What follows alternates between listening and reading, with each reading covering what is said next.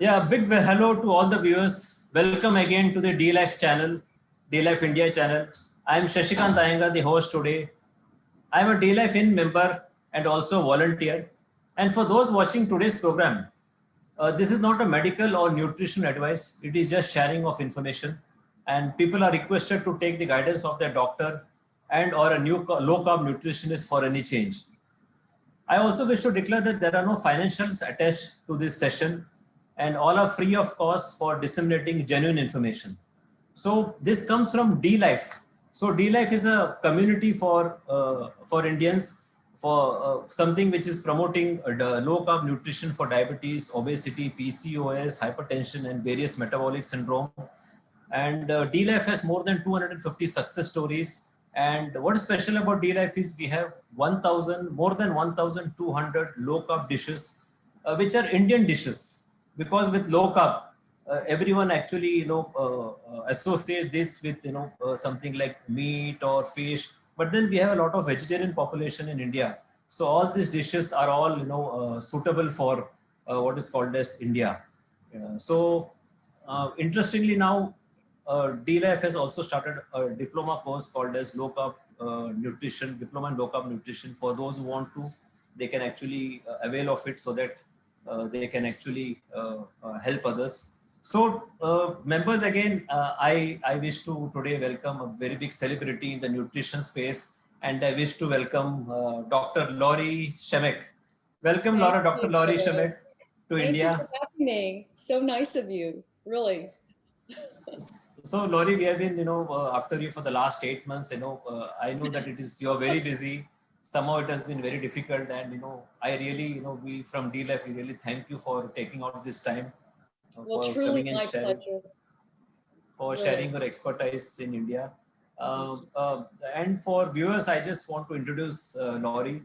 Dr. Laurie Shemek is a PhD CNC, is a leading health expert, weight loss expert, keynote speaker, award-winning author, and a recognized authority on inflammation and its role in weight loss, preventing disease and optimizing health. Dr. Shemek is also known as the Inflammation Terminator. She has made it her mission to educate the public on the toxic effect of certain food and lifestyle choices and how they create inflammation in the body, resulting in weight gain and poor health. The Huffington Post has recognized Dr. Laurie twice as the top health and fitness expert, along with big names like Dr. Oz or David Zinczenko, the author of Eat This, Not That. And the Huffington Post has also recognized Laurie as one of the top diet and nutrition experts. And Dr. Laurie is also the best-selling author of How to Fight FATflammation. This is a new term which has been developed by Laurie, fat inflammation and a single word, fatflammation. She also has authored other books like Fire Up Your Fat Burn, Beginner's Guide to Intermittent Fasting, and the Ketogenic Key. So let me tell you viewers that Dr. Laurie is such a dynamic personality. She can speak on various topics. It was very tough for us in D life to to decide what exactly to speak to her. And finally we just thought we'll speak primarily on the inflammation part.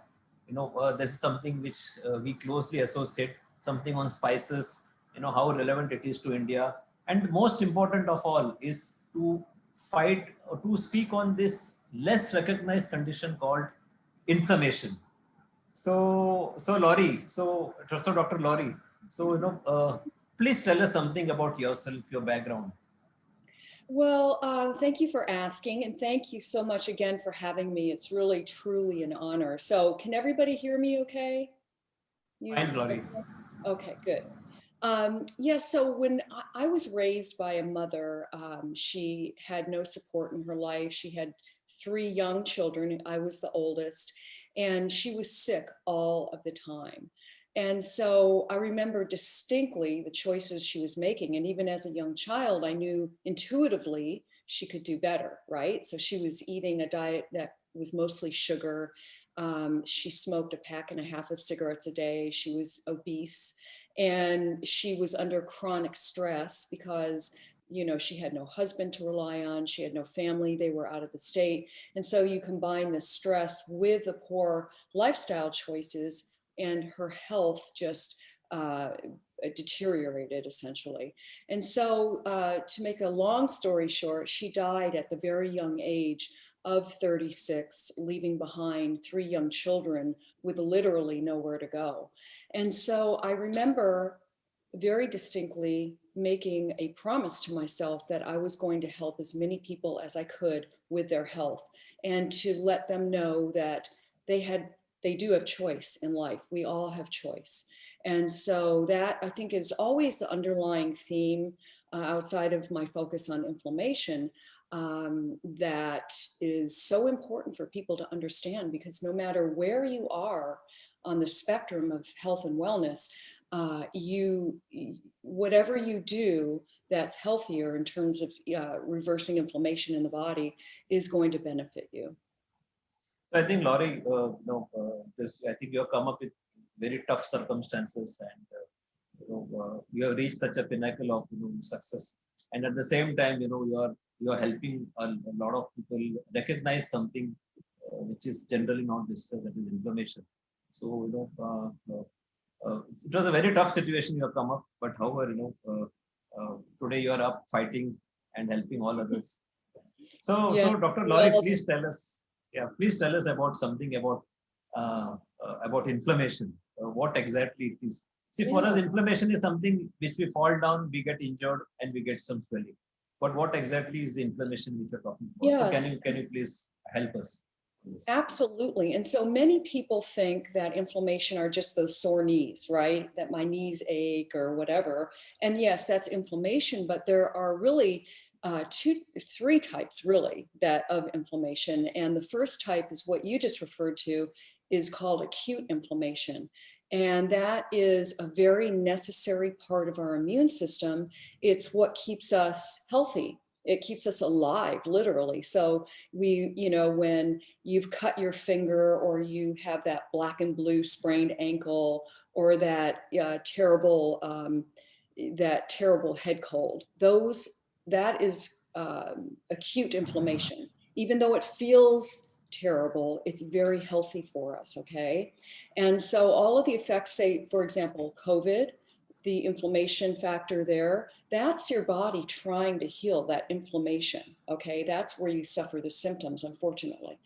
And so acute inflammation, if you cut your finger, for example, an enormous amount of inflammatory molecules are released, and soldiers, if you will, rush to the site to repair the wound.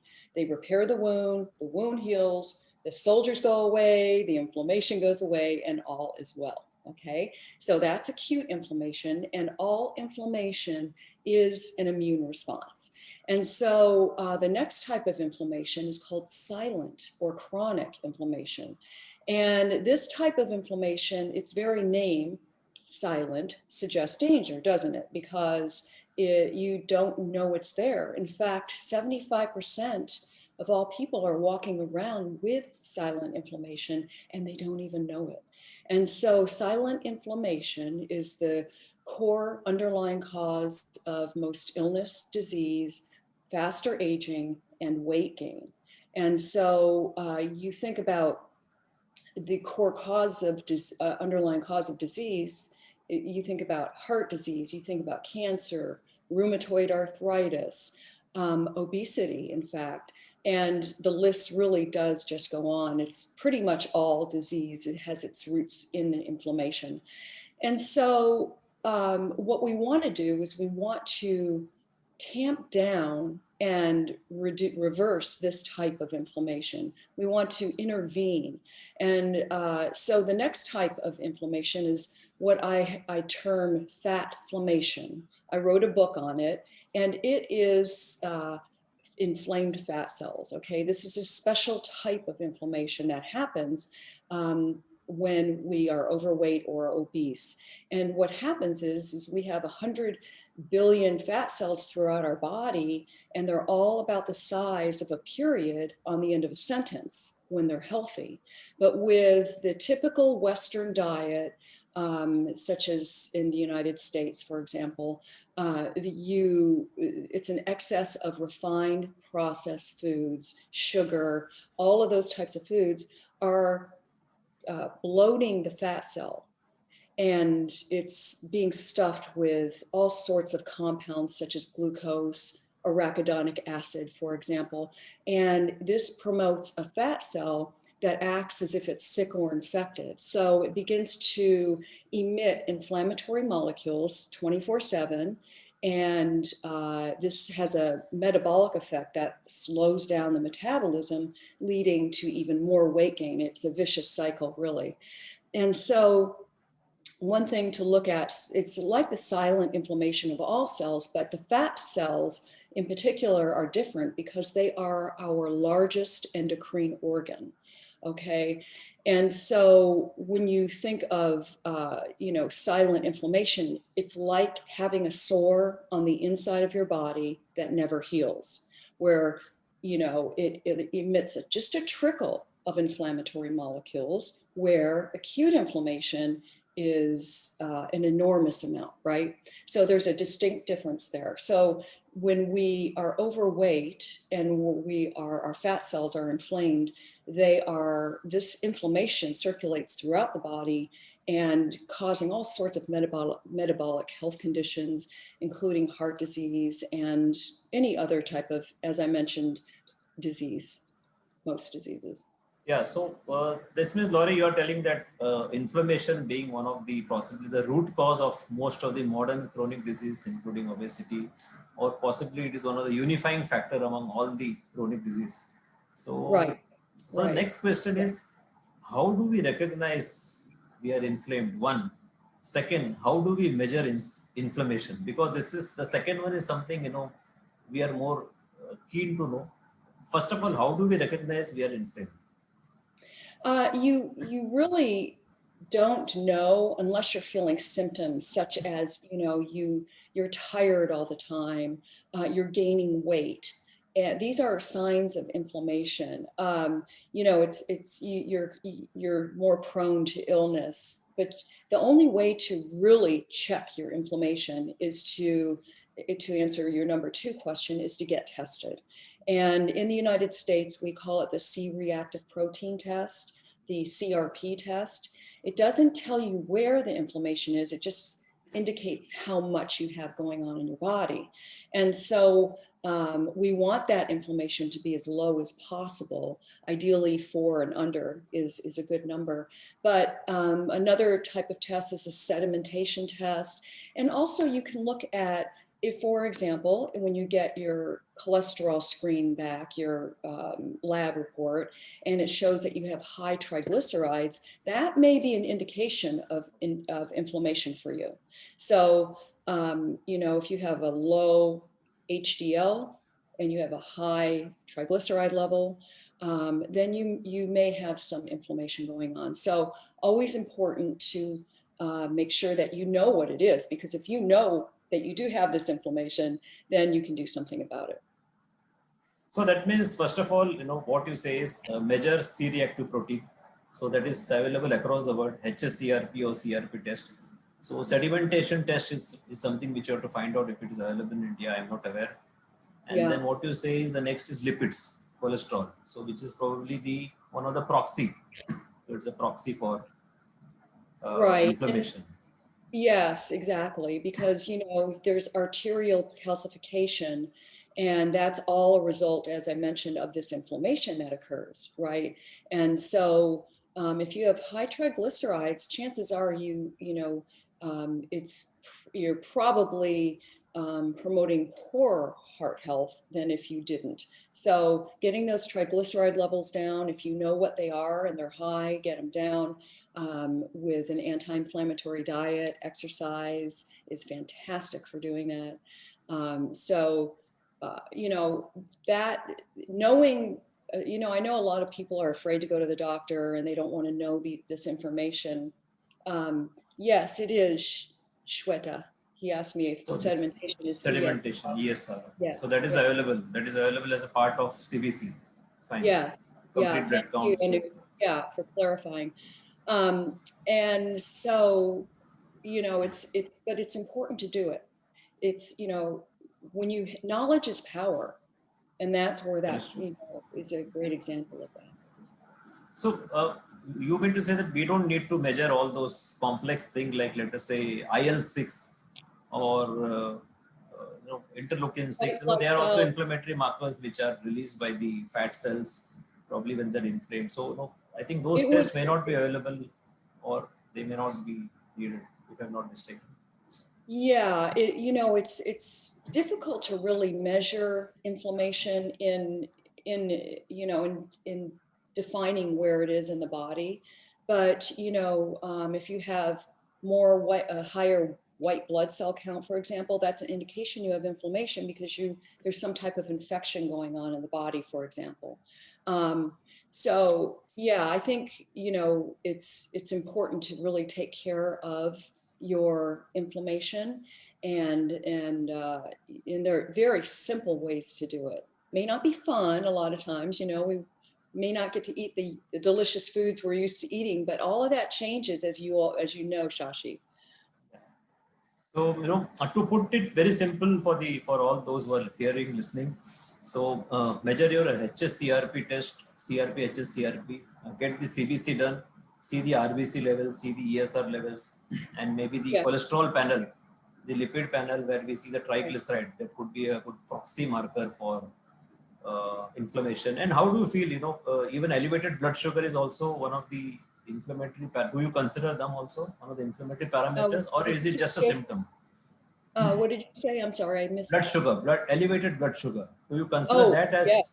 absolutely. Yes, thank you for reminding me. Yes, that's absolutely a sign of inflammation. You don't even have to go any further.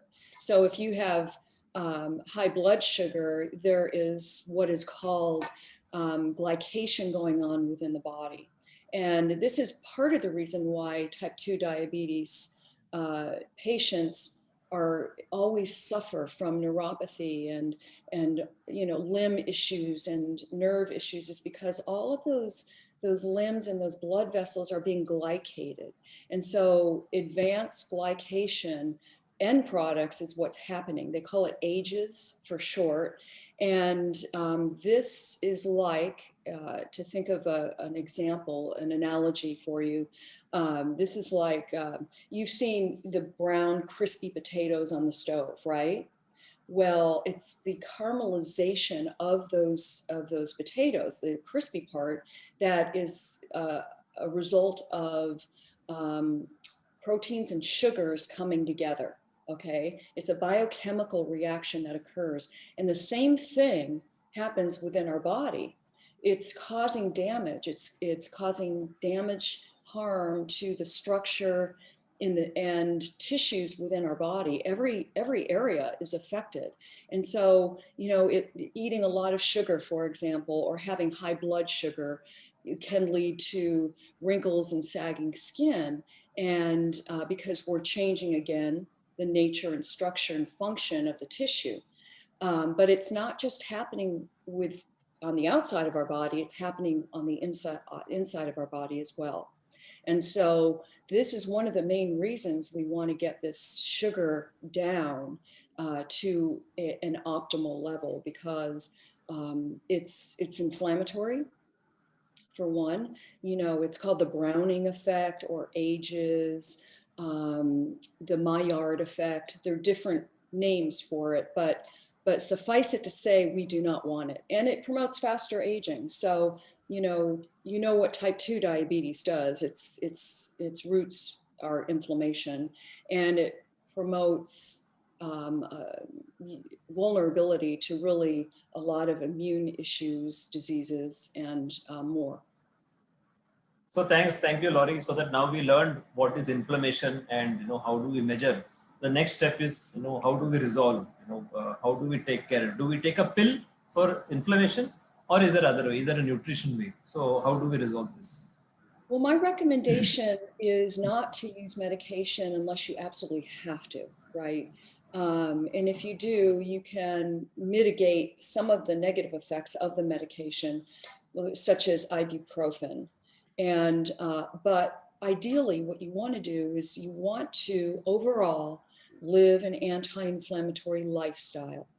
And that means your diet, for example. Your diet is vital, it's crucial, it's the foundational piece as you all know, to alleviating inflammation, preventing it even. So you can reverse it, you can reduce it, and you can prevent it with diet. So what kind of food do you think are anti-inflammatory? First, two things. Let me first again come back. Which are the food which are the top foods which are inflammatory? And then, which are the food that can reduce inflammation? Okay. If you take anything away from this today, there are two what are called foods that people think are healthy, that if you get rid of them today, you will change the inflammation in your body. It will quickly and markedly go down. Okay. And that is seed oils, and I'll explain what those are, and sugar. Okay. Um, Seed oils, which I don't like the term seed oils because a lot of them aren't seeds. But what they are is canola oil, or sometimes it's referred to as rapeseed oil. Is one, corn oil, vegetable oil, soy oil. Now, a lot of people are shocked to hear that these oils are bad for them. They're horrible for you. They are so inflammatory. They're highly processed. They're just when the body doesn't really know what to do with them. So it stores these oils like it stores any other fat within the cellular membrane of every cell. So every kind of fat that we eat, it's stored in the cellular membrane. And that membrane is crucial to optimal health. Many people think it's the cell itself, but it is the membrane that really counts in the mitochondria, right? So these two foods are truly affecting your health when you're these two groups of foods, your health when you eat them.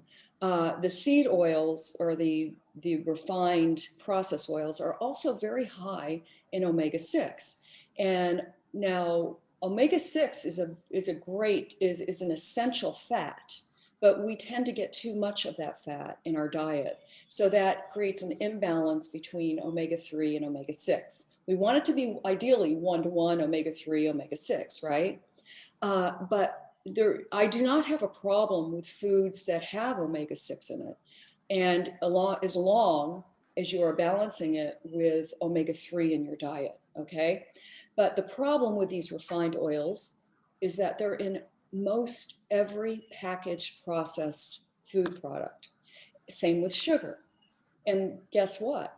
Many times the oils are also made with sugar. So we have a real problem because the only way, and I don't know, do you have labeling ingredients on the back of your products in India? Yeah, we do have. You do good. So the only way is to read what's in the product. That is the only way to optimize your health. And, when you see something that has soya oil, or it has corn oil, vegetable oil, people think vegetable oil is healthy, and it's not. Vegetable oil, again, is a refined processed food. No vegetables at all in this. Canola oil is here in the States has a health halo, which means everybody thinks it's healthy. And in fact, it's very much just the opposite, right? So when you ingest these two foods, you're causing harm to the cellular membrane, the nutrients that you eat in your body. Even if you're eating a relatively healthy diet, but you're adding these oils in, it is creating a cellular membrane that becomes stiff, okay? And the nutrients can't get into the cell. And this is a real problem. And that means that you're not going to be as healthy, and you're going to have inflammation.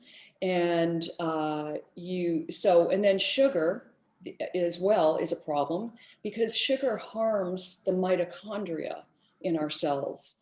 And so do the oils. So the sugar, in fact, is very harmful. Mitochondria are those little tiny organelles that are in most every cell in our body. And without mitochondria, we would not be alive, right?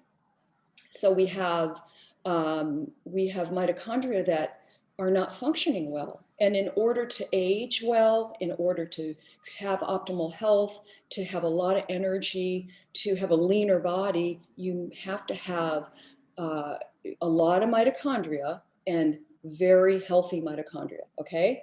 And so in order to do that, there's different ways to do that, but the main way, of course, is diet, because they take, mitochondria need nutrients in order to create ATP, which is the energy currency our body uses to keep us alive. So if you're feeling tired, as I mentioned about inflammation earlier, that means that your mitochondria aren't as happy, all right? So you can eat an anti-inflammatory diet and prevent this type of situation from happening in your body. And what is so interesting is that, many times people don't realize the harm that they're doing to their bodies. And it all begins with the cells, right? If our cells are happy, we're happy. And so it's a slow process, takes years. But the good news is that you can reverse it relatively easy and quickly. So you want to know how to reverse foods and yeah, okay. the second Yeah. part, yeah. So just before that, Dr. Laurie, as you said, rightly, sugar and seed oil, particularly, even it is my very strong view that in India today, the havoc is caused primarily by the use of excess refined seed oils, which we are using.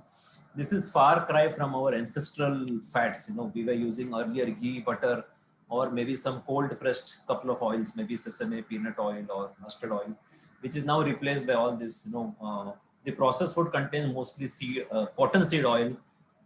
It can contain RBD, refined bleached deodorized palm oil, and soybean oil and various other oil. And something which I read, which I wanted to share with everyone is these fats, they cannot be used for energy. They are just stored in cell, and they are going to cause inflammation. So it is not that the next day we exercise and burn off. No, not possible. They are going to be stored, and they are going to create a havoc in our body. And of course, the other fact remains that India is one of the second largest producer of sugar. So, especially in the state which I stay, we are one of the largest producers of sugar. That is Mumbai, Maharashtra. We are one of the largest producers. So, this is again something, different. And so coming back, Dr. Laurie, so please do tell us, which food could be anti-inflammatory, one, which food, and then which are the spices. The second one is going to be very interesting in relation to India. So which are the food which are anti-inflammatory? Right. So there are, because your cuisine is different than my cuisine, right? But I can tell you that it's very possible, no matter where you live in the world, to eat an anti-inflammatory diet.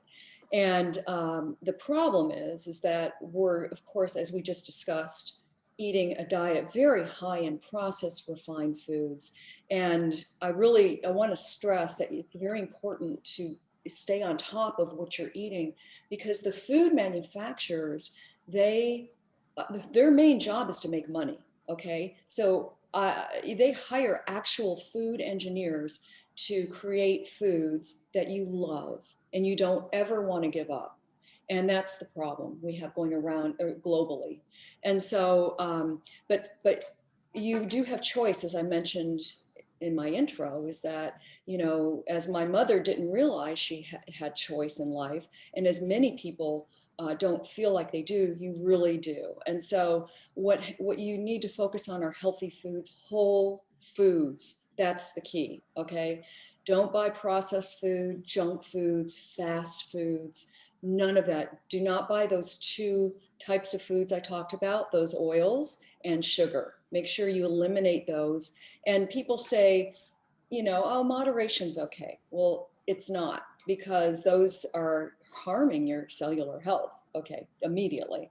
And, but, one thing about sugar, though, is that if you have type 2 diabetes, for example, which I know many people do in India, same within the United States, that once you reverse your type 2 diabetes, and yes, it can be reversed, you become insulin sensitive.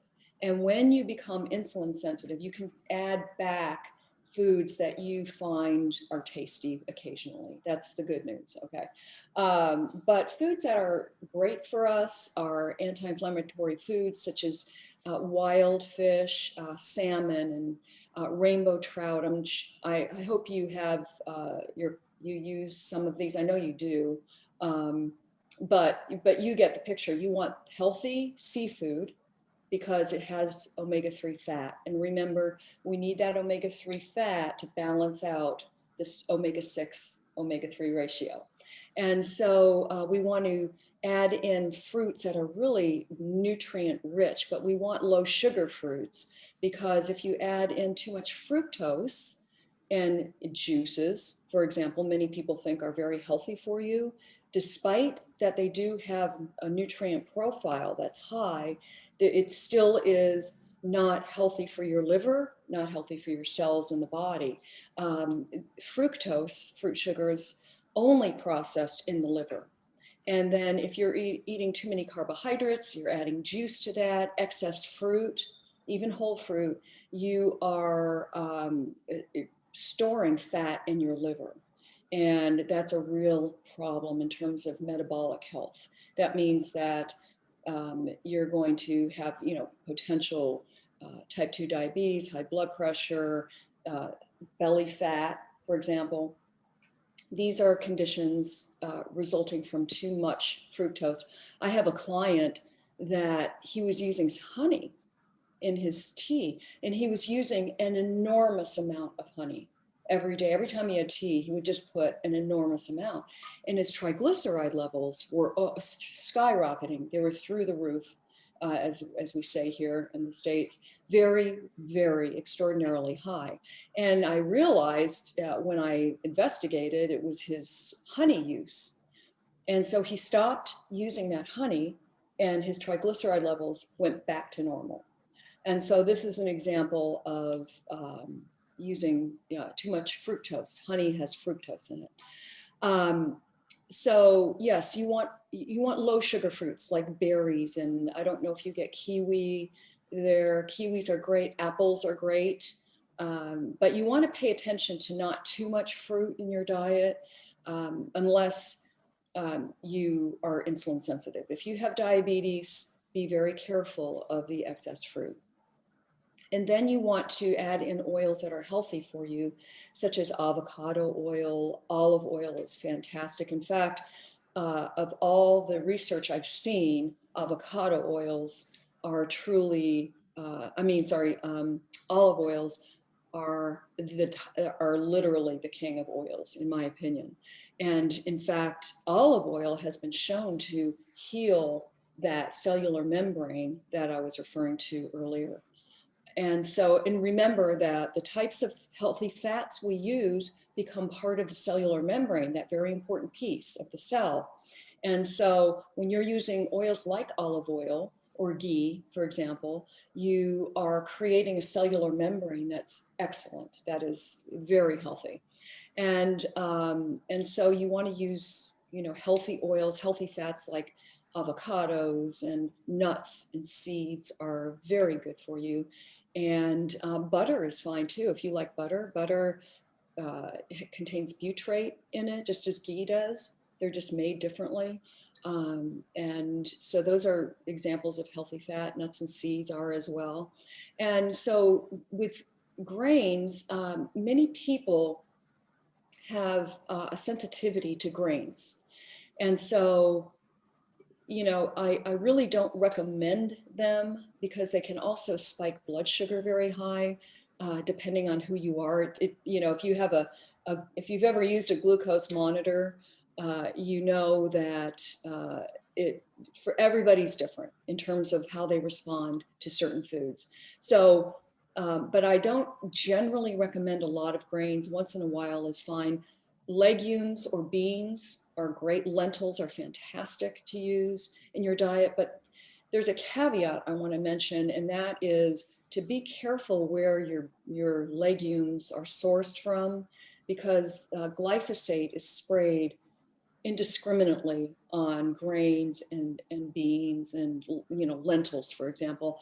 and it harms your gut health. And that's a whole other interview, but suffice it to say that gut health is key to preventing inflammation in the body and reversing it.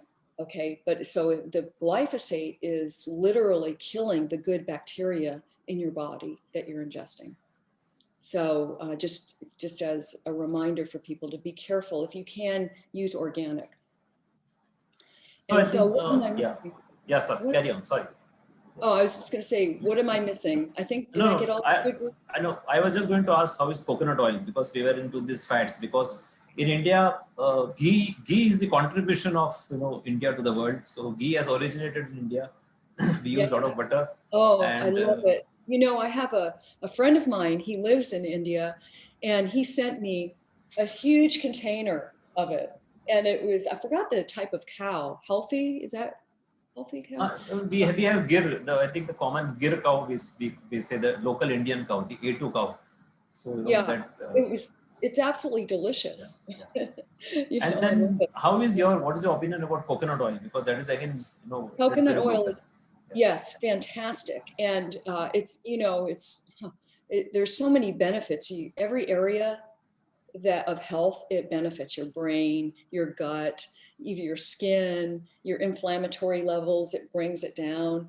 And it also contains what's called MCT fat, right? Medium chain triglyceride fat, oils that have ketones, promote ketones, okay? And immediately. So if you're fasting, for example, and you would do really well to use these oils to break your fast, because you would extend the ketone production in your body with coconut oil. So Dr. Lori, you were just saying, sorry, I interrupted in between with That's coconut okay. oil. So we are going to add something else beyond this. Uh, we were talking on glyphosate, legumes and glyphosate, and then what else? Which are the other foods you think we can, and or you can come to the spices. This is something which you would like to hear. Which are all the spices? Now, Yeah. for information, turmeric is something which is very indigenous. We have pepper. So, what is your opinion about all these spices? Oh, I love it. And I'm looking at the comments, and the palm oil, yes, it's Yeah. different. It's not very healthy for you. So I love the list of fats. That's great, you guys. Good job. Yeah, and I think that it's really important for people to begin to just redo what they choose. And I'm sure the people listening in have already done that. But if you haven't, just take that one step to truly reverse the inflammation in your body. Now, it's important. We all have inflammation. We all need some inflammation. It's we can take exogenous antioxidants, or we have our own antioxidant supply, endogenous, that is within the body. If you're taking care of your body is equipped to fight inflammation, but it needs some inflammation in the body in order to do this. And tallow is good as well. Yes. I think these, most of the animal fats may not be popular in India because we use very less of those. And then, primary fats would be butter, ghee, coconut oil. That's obvious. So again, let me put forward the question again. I'm more eager to hear about the spices, the Yeah. anti-inflammatory spices. Right. The spices are, and the one thing about in the United States, many people, people in the health space, such as myself, we know about the power of spice, but many do not know. Many people who live here have no idea that just taking a little bit of spice has such a powerful effect. Okay. Turmeric, if you're trying to lose weight, has been shown to the active compound in there is curcumin. Okay, and curcumin has been shown to stop fat tissue growth. It's been shown to reverse inflammation in the body, as well as an ibuprofen, some medication that promotes side effects and is harmful to the heart after a time. And so, where turmeric is a spice, and I always recommend to my clients and to everybody to use as many herbs at each meal as possible, because again, a little bit and it tastes delicious, right? So we have the benefits of turmeric. I'm sure that everybody in here knows how healthy this spice is, right? Am I The right? most important ingredient in Indian kitchen. Oh, yeah, exactly. And so but not in the States. And I think that's part of the problem is they know it, they're beginning to know it. You know, I'm always putting out something about turmeric or curcumin, but I'm hoping that more people understand, like your Indian cuisine is absolutely delicious, and it is one of the healthiest foods out there. It really is. Um, but I do know there is a problem with the diabetes, type 2 diabetes there. I know like you have 77 million people with type 2 diabetes. And that is a genetic predisposition as well, by the way, but also due to diet. And so I think they're not necessarily, they're not staying with their ancestral diet. They're going just like people in the United States are going to the fast food, the easy, refined, processed junk foods and things like that. So, and again, as I mentioned earlier, you can reverse type 2 diabetes now.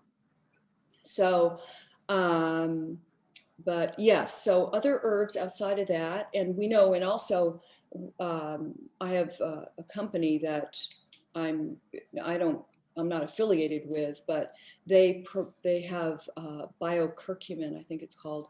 I'm not sure though, don't quote me on that one. But they actually have found that the curcumin actually can help stop viruses and bacteria from proliferating in the body. And I don't know if you've seen that, it kind of wraps around the virus. And there's some really good research out there showing that.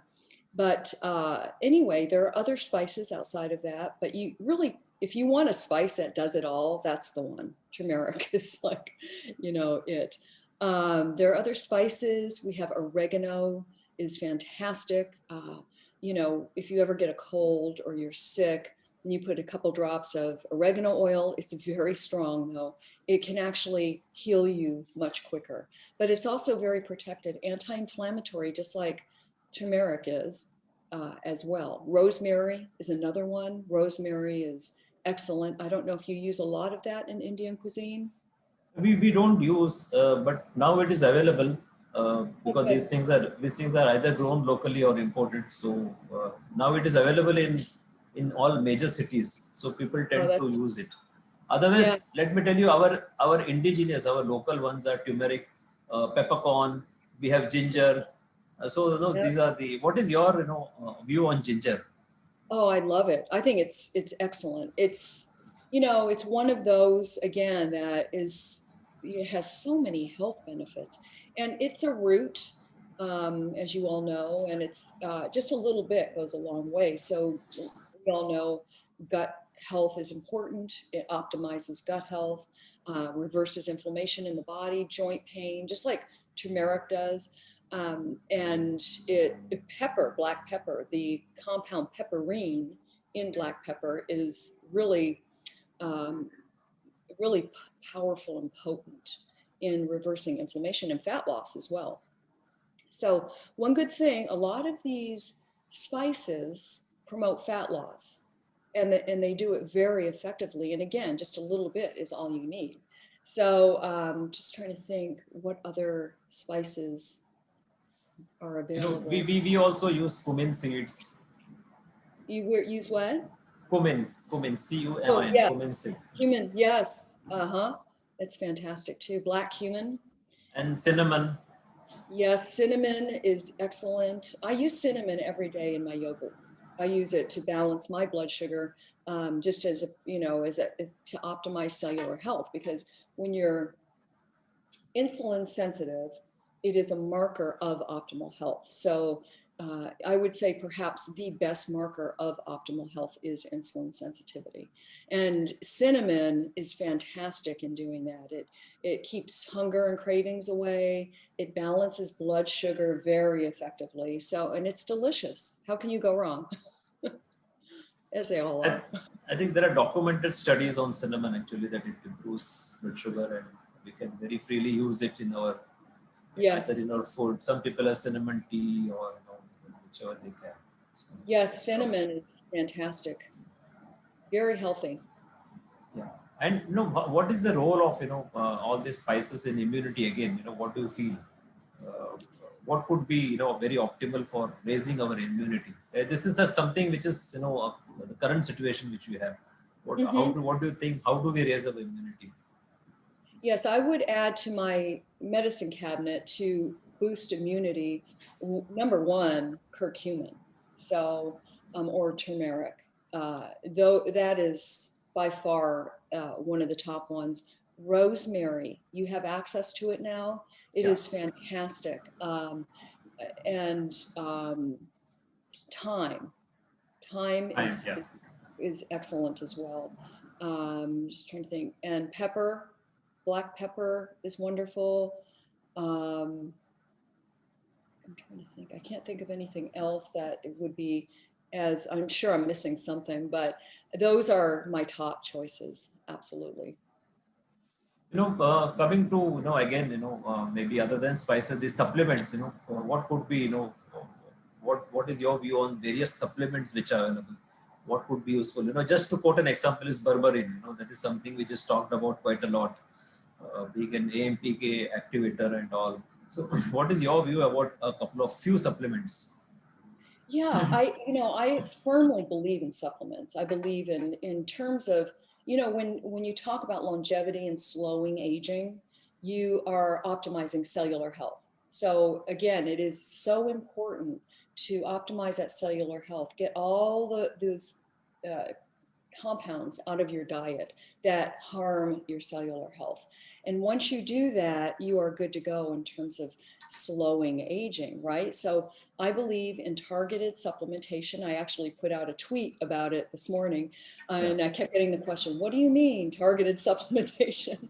And so what I mean by that is that as we age, we naturally, either our metabolism slows, our immune response is more depressed. We suffer from brain fog. We may even suffer from, that we have the potential to have dementia. So these types of supplements are very important as we age. And most of all, the most important supplement is to promote mitochondrial health. Okay. Our mitochondria, those tiny little organelles again, are crucial, the health and the number of them. So what you want is you want a supplement that's going to, like PQQ. Okay. PQQ helps with increasing the number of mitochondria within a cell. And CoQ10, for example, helps the mitochondria promote more energy. So when you take these two, you're not only getting more mitochondria, which is what you want to age slowly, but you're also getting healthy, robust mitochondria. And that is what I mean by targeted supplementation, because you look at people who are older and they're frail. They don't have much muscle mass. They have a cane. They can't walk, right? They're very thin. That's a sign of poor mitochondrial health. And so what happens when that happens is, one, as we age, we lose muscle mass. Very important to keep that muscle as we age. So it's crucial, just like how you pay attention to your diet, you must pay attention to the amount of muscle that you have in your body. So increasing muscle as you age for men and women is vital. All right. So yeah, you want to, PQQ, CoQ10, omega-3. If you're not getting enough seafood in your diet, or you're not able to get grass-fed beef or any other type of meat, you want to add in some healthy fat, omega-3 fat, okay? So let's see, we have, and also magnesium. Magnesium is crucial, not, again, mitochondrial health, okay? But not just that, to overall cellular health. And that means that, the majority of people in the United States, for example, are deficient in magnesium because we're growing crops that, again, are being sprayed with glyphosate. We are, this glyphosate is also, killing the soil. The soil these crops are grown on is poor nutrient soil. There's not much left in the soil. So we're not getting all the nutrients. It's called monocropping also. The same crops grown again and again and depleting the soil. There is no crop rotation. No, that is primarily again the problem. That's why I say it's important, if you can, get organic or grow your own in pots, if you don't have enough room. So magnesium I take magnesium every day because it's good for every single area of the body. I've had clients who have suffered for years from depression and weight gain and much more, and putting them on magnesium changes their life. The anxiety goes away, the heart palpitations, the severe stress response, all of that fades away, because when you don't have enough magnesium, it's and if you're on medication, it's crucial, okay? Because all daily life eats away at our magnesium stores. We're not getting it from our diet. So what's the body to do? It begins to act out. And so very important to get bioavailable forms of that. So we have magnesium and vitamin D, as we all have heard, very important.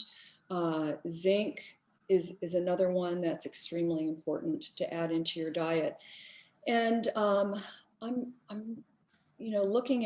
thinking if there are others that I can mention, but those are other types of supplements that would optimize health. But I think these would be like basic to have in your life. And those multiple vitamins really don't add much. They're adding in, and also B vitamins, because you want a methyl form of the B vitamin. 40% of all of us we can't metabolize B vitamins very well. I think there was an interesting reference which I just read some time back. Magnesium can actually replace statin. Because it can have a similar effect without all the adverse effect of statin. Very, very interesting. This was something which was shared by someone in Twitter. So very, very interesting. So magnesium becomes one of the crucial supplements, and that is something which we recommend in D-Life to everyone. Magnesium and omega-3, omega-3 magnesium. So I myself have been taking magnesium for the last 5 years. For information, I am also type 2 diabetic with a blood sugar of HbA1c 4.7 to 5.1 max, no medicine, following a low-carb ketogenic diet. Most of us, in fact, helps, by the way, with type 2 diabetes. And vitamin magnesium, D. Vitamin D is crucial, of course. Even though India is a sunshine country, most of us are still deficient because we tend to have a sun avoidance. But it's hard for, like my skin's very white and pale, right? But the darker your skin, the harder it is to create vitamin D in the body. And so, you think about Black people, they have an enormous problem with vitamin D deficiency. And so it's a must that they take it, right? And it depends on where you live too. So we have people living, Canada, it's like in the Arctic. It's very cold, not much sun most of the time.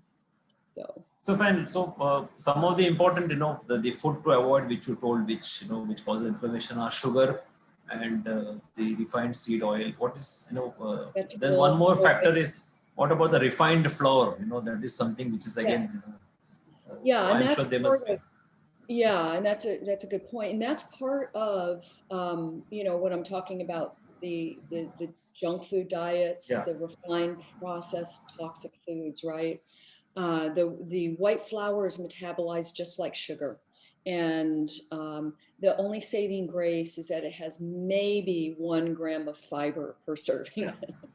And it's like, and which is nothing really. So it immediately hits the bloodstream as sugar, and there you go, type 2 diabetes. But inflammation, remember the glycation I talked about earlier, that is happening as well. That's inflammation. And So so, Laurie, what is your view on on India, on the metabolic status? How much, what is your view? I'm concerned about the diabetes problem. As I mentioned, 77 million have it. I think India is second only to China in terms of its diabetes problem. And it's, the United States has we have 34 million here with type 2 diabetes, but a much lower population. So it's probably even in terms of the statistics. And so that concerns me. And my goal is to help DL, really help bring down this statistic of type 2 diabetes in India as I do here.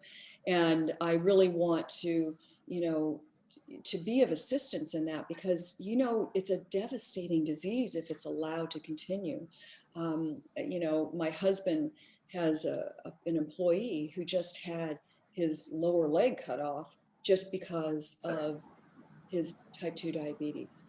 And so, can you imagine being that person having that done, and the family members as well being affected by that?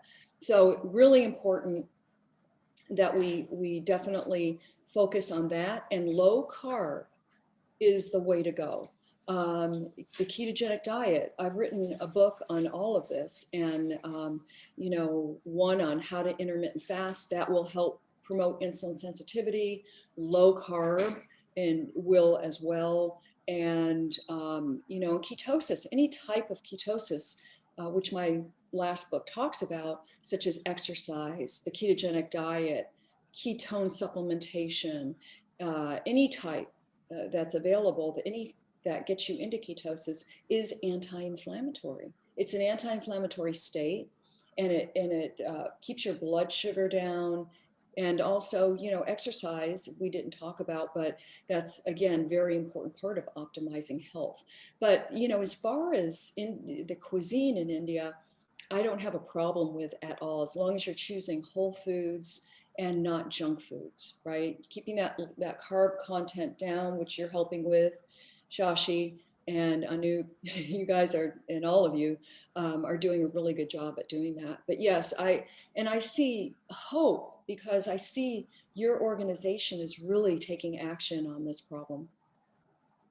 So, Laurie, what is your single message? If you want to, address the Indian population, a couple of 2 or 3 lines, what do you want to advise Indians?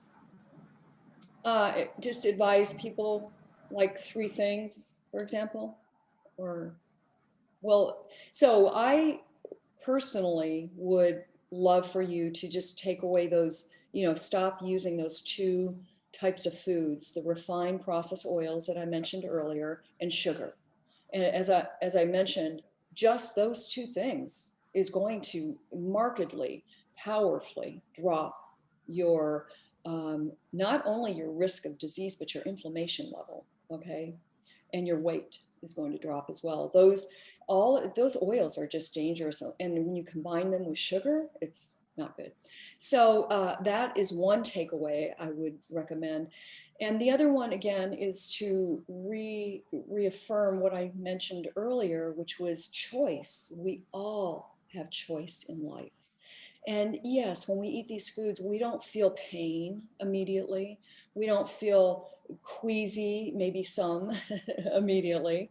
But down the road, we will feel something, and it will be in the form of illness or disease. And that inflammation is just brewing, right? And once that symptom starts, then so intervene now, reverse the inflammation, and everybody knows that I'm here to help. So if you have any questions, just contact me. Please feel free to. So thanks, Laurie. So what I'll do is, I will just unmute everyone so that we'll give an option for everyone to ask question, because I'm sure everyone has a lot of questions. It's been pouring in the chat box. So Okay. anyone can just any of the audience, if they want to ask any question to Laurie, so Yeah, they please can feel they can free. they can unmute and ask. There's no issue. Yeah, Aldrin, you want to ask something? Hi, hi, Who's it? Prajot here. Prajot, yeah, Hi, can you hear me? Hi. Where's your, yeah, yeah. Prajot. Hi, How are hi, you? Laurie. Hi, Dr. Laurie. Hi, Shashikant. Mm, Hi, Anup. It was a great conversation to have. thank Surely you. there was a grateful insight to take from this conversation. So my Thank, question here is, I've been on a carnivore diet for really long. So I mostly eat red meat, fish cooked in ghee, or olegs cooked in ghee or butter. So I notice that generally when I eat my meal, which is like really uh, hot, I feel chest burn and little chest burn and a hot belly right after my meal. So is it okay to have extremely hot food, or should I wait till it's get at normal temperature? when you say hard food, what do you mean? Hot, Hot warm, food, very warm. warm. Yeah. Oh, warm, sorry. Hot. Okay, hot. Yes, I think that's fine. Yeah, I think, Okay. too hot would be distressing for your belly, but if it's warm, that's fine.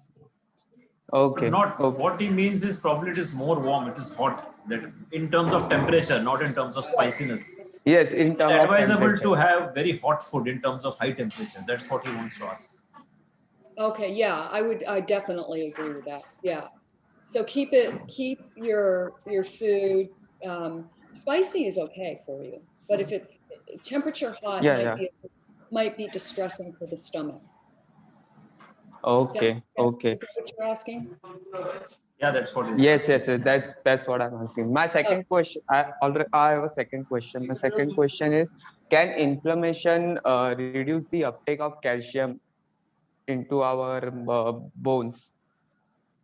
reduce the calcium in your bones? Yes, Yes. absolutely. Osteoporosis, absolutely. That's one of the core underlying illnesses caused by inflammation. Yeah. And Okay. so Okay. really important to make sure you get enough minerals in your diet. Calcium is good, but you don't want to take it alone because the research has shown by taking it alone, it calcifies in the arteries of the heart, right? So always take calcium with magnesium and boron and vitamin D, okay, and also vitamin K. But they make supplements like that all together, so you don't have to take Hmm. separate. Cool, cool. Thank you for addressing my questions. Thank You're you. welcome. Sure. Anjali, you wanted to ask something? Yes. Hi, Laurie. Hi. Thank you so much for this talk. I think this is a topic that most of us don't address, or we don't really talk too much about it. It's Yeah. a lot on low carb diets and so I think this is pretty much quite a good amount of insight into inflammation, because we all know it happens. We don't know why it happens, where it could happen, or what are the symptoms we are having. So Yeah. that's very nice. I do have a few questions though. Sure. Um, could could I call ulcer as an inflammatory thing, as a indication? Is that because of inflammation? Because many times I've seen a lot of people suffer from ulcer. They have a lot of digestive issues. They're not able to eat well, and they keep having ulcer leading to heartburns, acidity, and a lot of that. So could that be one of the inflammatory symptoms? That's a great question. The problem, so if it's an ulcer, been diagnosed as an ulcer, that is a bacteria issue. Okay, so it's a type of bacteria that embeds within the lining of the gut and begins to eat away at it, and so the heartburn and other areas is a separate issue, but both are inflammatory. Okay, so but the Helio pylori is the name of the bacteria. That is more of essentially catching this type of bacteria, right?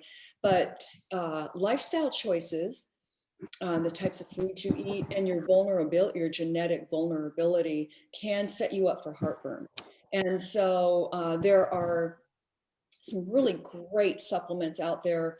Deglycerinated licorice, not licorice alone, because that can raise your blood pressure, but deglycerinated licorice, or DGL, is fantastic for promoting digestive health, gut health, with people that are suffering from, say, esophagitis, heartburn, and other stressful symptoms of, excess acid in the stomach, without having to take those antacids, because those antacids are preventing, as you well know, They nutrition. worsen the situation. Yeah. They worsen the situation in the long run, anyways. Yeah. Yeah. All right. The other question was about dairy and eggs.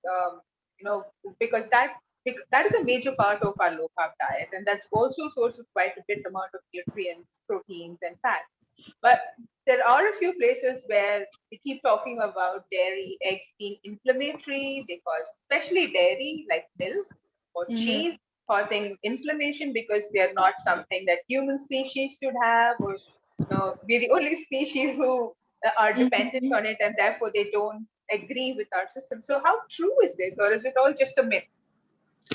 No, it isn't a myth, but it's also, again, genetic variability, right? So I definitely have no problem with people eating cheese. If it does not distress you, if you're not bloated, you don't have pain after you eat and other digestive symptoms, then I definitely don't have a problem with that at all.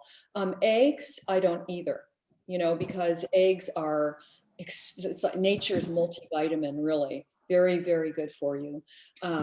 So, I think there are a lot of people that are afraid of eggs because of the saturated fat myth that we have going on, or we had going on. It's starting to change. The old school, if you will, of physicians are starting to see that eggs aren't really that harmful to you. In fact, they're just the opposite. So I totally recommend eggs and cheese. I put out a tweet the other day on Twitter about cheese, and that it's really good for brain health. They did, out of all whole foods, did you see that? Where, that cheese came out the most protective for brain health. And so I think it really boils down to really choosing really good cheeses, not the junky kind of cheese that people think is cheese. Cool. Great. Just one last question before I can wrap mine. So we spoke about seed oils, especially the processed oil. But when you look at an Indian environment, traditionally we're used to a lot of peanut, sesame, and mustard oils, depending on the environment and geography where people are located. Like for instance, mustard oil is traditionally has been used for centuries in the north and the eastern part of India, groundnut or peanut and sesame oils in the southern part of India. So would you also consider these as, and I'm referring to the cold pressed versions, not the refined version, the cold pressed, the local mill versions. Would you also consider these as inflammatory, or are they also, can they be safely used? No, I think, it goes back to what I said early on about how, some of these foods are high in omega-6, like peanuts, for example, are high in sesame oil. But peanuts are a whole food. And I do not have a problem with people using whole food to optimize their health at all. It's just a matter of, if you have an excess amount, say you're eating a lot of peanut butter or you're eating a lot of peanuts, then I have a problem with it. A little bit of sesame oil isn't a problem at all. Now, there are people that are so afraid of omega-6 because they've heard that it's so bad for you. Well, it's actually very good for you. It's an essential fat, without which we would not be alive. We need omega-6 fat as much as we need omega-3 fat. Okay, that's why I say the ratio needs to be 1 to 1. And so mustard oil is interesting because here in the States, they banned it from being used. And so I have never used it, to be honest with you. I don't know much about it, but I do know that a lot of people in India do use it, and they're fine. What is your feeling about mustard oil? I think we've traditionally been using it. It's got this ability to generate heat. So a lot of people in the northern part of our country and eastern part of the country use it. They also use it as a massage oil because it has that ability to generate heat in the body for winters. Uh-huh. So it has been a traditional part, but ever since we moved into low carb, we focus on coconut oil. The challenge is coconut oil is predominantly environmentally uh, for the south and not that much in the north or the eastern part of it, because the south is a tropical area and the coconuts are more viable here. So I was just wondering if it would be fine if these are the oils that have been used for centuries now. Are these okay to be consumed? Of course, in reasonable quantities, not in excessive quantities. Right. Yeah. Yeah, and So also just want to know that part. we look at our ancestral diet. We look at what our ancestors ate and how healthy they were. You look at like the Okinawans in Japan. The original culture there were the longest lived culture in the world, right? But now the next generation they're eating fast food. They're eating a more Western type diet. And so they're losing all of that longevity, all of that health. They're experiencing insulin resistance, type 2 diabetes, and the list goes on. Yeah. All right. Thank you so much, Lori. It was a pleasure listening to you today. Oh, seriously, same here. So there are a couple of questions here. So first of all, Jasmeet, could you please address the role of fat in inflammation? I mean, people who are not consuming any kind of fat, good or bad, why are they prone to having inflammation? So what Jasmeet wants to say is, if people don't have fat, good or bad, do they still face inflammation? If so, why? Who are not consuming any kind of fat.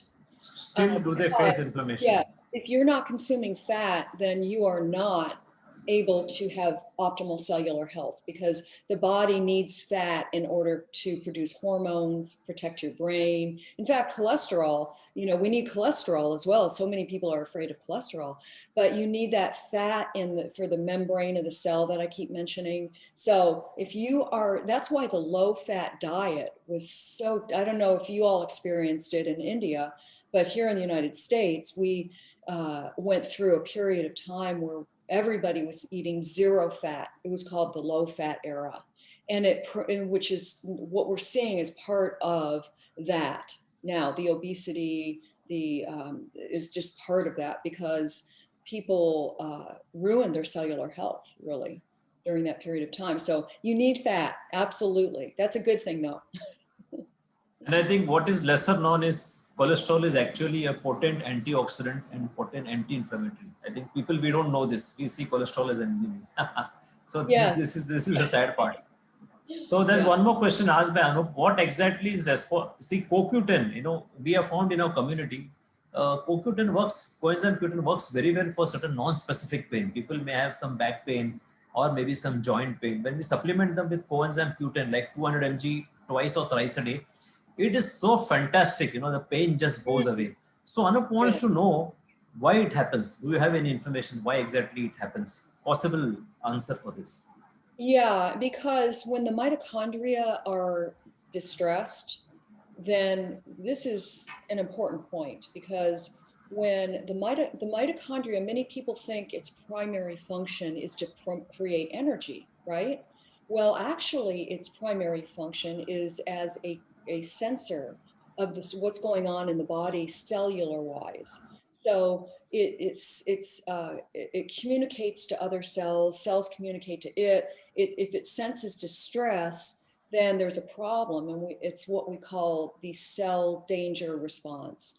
And so the mitochondria will stop producing a lot of ATP when that happens, okay? So you don't get much ATP, and it goes into other forms of energy if it continues to go on. So CDR is what it's called for short, is actually activated by the brain via the mitochondria. So if the cells around the mitochondria are distressed, something else is going on in the body, the brain gets the message, and the brain then turns on the inflammation, right? The inflammatory molecules try to fix it. But we can't, because the mitochondria keep saying there's something wrong here. And until we use an anti-inflammatory diet, until we begin to tamp down on this excess inflammation in the body, the cell danger response will continue. And this is very common, even with people who've had trauma in their lives, emotional trauma. It's very, with, you know, obvious nutrient depletion, any kind of cell threat, the mitochondria will say, hey, you know, we need to do something. And then the brain says, okay, well, we've got this, we'll keep it. See, the mitochondria tries to maintain homeostasis, cellular homeostasis, and this is the only way to do it. So that's why we have so much pain, you know, when the mitochondria is affected. So Laurie, we'll take up one last question. It's already time up. Does psoriasis and eczema, is it a sign of inflammation? If yes, what to do to control it?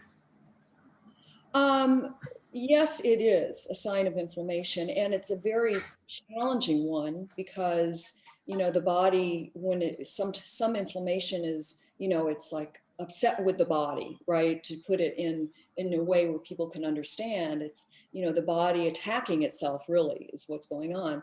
And so, but yes, there are, no matter what you do, as I mentioned earlier, anything you can do to relieve inflammation in the body. So taking turmeric, for example, eating an anti-inflammatory diet, exercise, because when you exercise, you promote your endogenous antioxidant supply. That's why people who exercise consistently live longer and are healthier.